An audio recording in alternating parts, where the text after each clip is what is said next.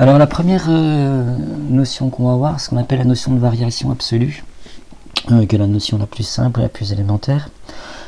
Tout simplement, ce qu'on fait pour avoir la variation sur une valeur, la variation absolue, eh bien on observe cette valeur, donc on l'observe par rapport à un point de départ et par rapport à un point d'arrivée, donc une situation initiale et une situation finale. On fait la différence entre la valeur finale moins la valeur initiale. Donc par exemple, le prix d'une veste était de 125 €, elle est maintenant de 112 €. Donc quelle est la variation absolue sur le prix de cette veste? Eh bien on fait tout simplement valeur finale 112 moins valeur initiale 125, donc moins 13. C'est-à-dire que la variation est de moins 13 €.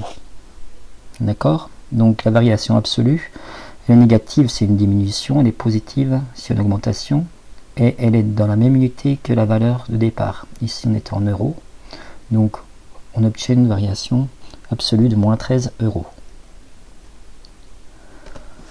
Donc voilà les propriétés. La variation absolue s'exprime dans la même unité que la quantité étudiée. Ici c'était un prix en euros, donc la variation on l'a obtenue en euros. Elle est positive s'il y a une augmentation de la quantité, et négative s'il y a une diminution de la quantité.